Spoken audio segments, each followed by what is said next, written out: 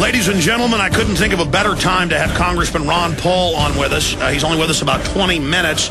I want to get into the Korea situation, the TSA, the quantitative easing too, the monetization of debt. I want to get into Rand Paul winning and what that signifies, the fact that Ron Paul and Rand Paul have announced that they're not going to be joining the Tea Party caucus because some of the leaders of it are people that voted for the bailout. We're going to be discussing all that. Congressman, thank you for joining us. Good to be with you again. Of that constellation of things I threw out, what do you think is most important right now? Well, the cause of liberty. That's always my number one goal, and that is related to the deficit because the bigger the government, the more the government spends, the less liberty we have, and that involves what we do overseas as well as we do here. So it's been the same old story, and of course that's closely related to our financial system and our Federal Reserve because it would have been brought to a halt if they couldn't have been, counterfeiting the money. I'm seeing Wall Street Journal, New York Times headlines every week now saying Ron Paul was right, pointing out that everything you talked about in those debates and got laughed at by a minority of fools has now come true. What's your view on quantitative easing? Are you going to get the Banking Committee chairmanship? Where are you going in your interrogation of the Federal Reserve? Well, I'm assuming I'm going to get the chairmanship, but, until it's done, you can't be absolutely positive, but I'm working on the assumption that we will.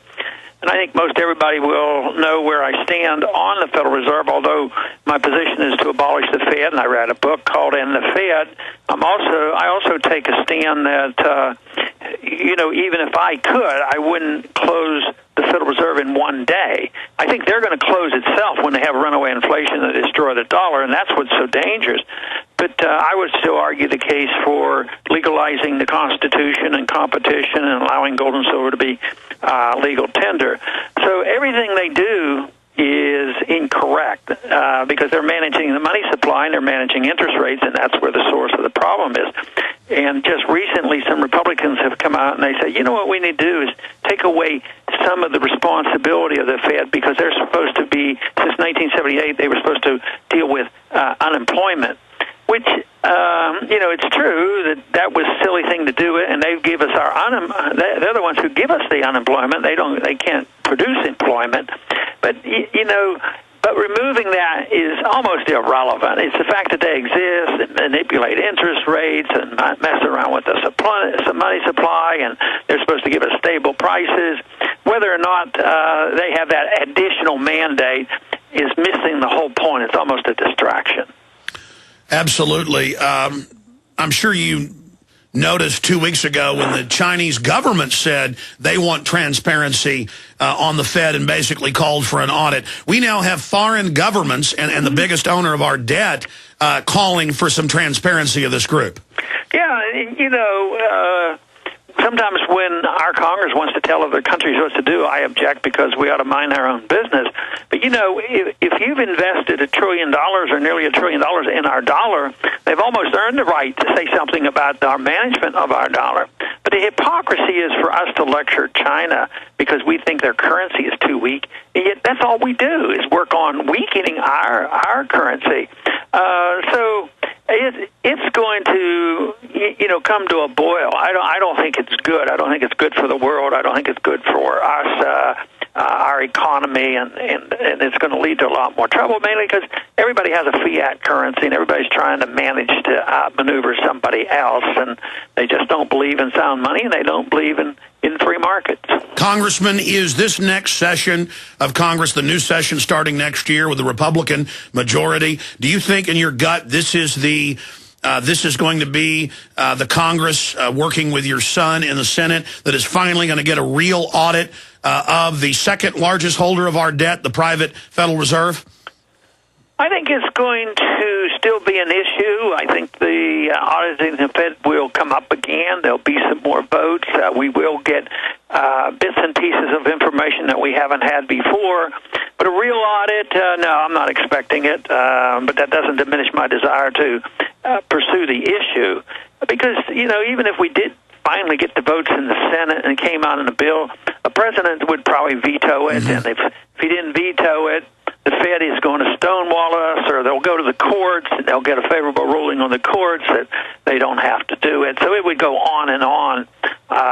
So it's more likely we're going to find out about the Fed when they self-destruct, where they really just ruin the system and they no longer function and become irrelevant, and people will be forced to use some sound money, that is, use of gold and silver coins.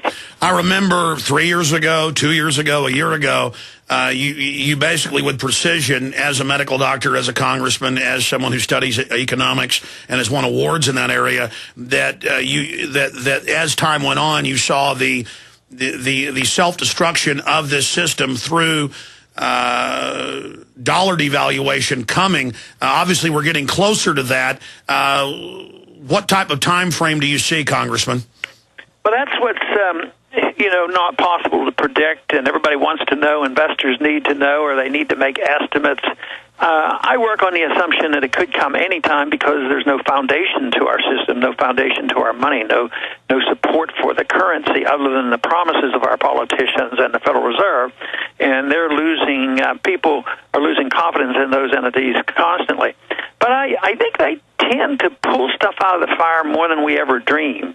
It doesn't deserve to exist, and they've really messed it up, and we have these tremendous deficits. I still think they could keep this thing going, 3, 4, maybe even 5 years. But to say that, it's going to be safe, so if you see interest rates go up, why don't you go back into buying long-term bonds? Because, in 10 or 15 years, there'll be no problems, and you can have confidence in what they're doing. I think it's way too early to expect that. Well, is it accurate to say this is a debt black hole, and we're seeing this now in Ireland, not just in Greece and Portugal and Spain, and that the bigger the bailouts, the more it just accelerates, the final implosion? Yeah, and everything is based on the dollar. We're in all this trouble, yet they can't bail out these countries or states like California. Everybody gets bailed out, but the base is the dollar, and the dollar is the reserve, and we're still getting away with it. We're still printing the money, and they're taking it. As much as China complains, they still, buy some of our treasury debt less than they used to, but they have so much, and they don't want to crash it. So, but there's going to be a limit, and the markets are more powerful than the governments and the central banks. I keep thinking back, because I watched it so closely in the 70s and in the 60s, because they kept pretending that gold was the dollar was as good as gold, and it was at $35 an ounce. But finally, the market overwhelmed. No matter how many lies they told, people lost confidence in it, and they had to quit the game because there wasn't people called them on it, and they wanted their gold. So the buck stops. Eventually, that's going to happen again. So the buck stops with a buck. Now racing through some of what's happening, we see the dollar back up today because of this Korea situation. Obviously, North Korea is a horrible hereditary dictatorship under Kim Jong-il and now Kim Jong-un, his secretive son. But now North Korea admits in Reuters they were doing drills and firing artillery into a questionable area that North Korea claims. Now North Korea has bombarded an island in the south, killing and maiming quite a few people. The South Korean president says they're preparing to strike the North. The North is talking about annihilating the South. And then I have this RAND Corporation report. RAND lobbies Pentagon for start of war to save U.S. economy. I think back to NATO stirring stuff up with Russia on 888. I have the Obama advisor telling the Financial Times of London, bottom line here is Americans don't believe in President Obama's leadership. Robert Shapiro said he has to find some way between now and demonstrating that he is a leader who could command confidence. And short of a new 9/11 or Oklahoma City, I can't think of how he can do that. We also have neocon leaders telling Obama to attack Iran or start a war.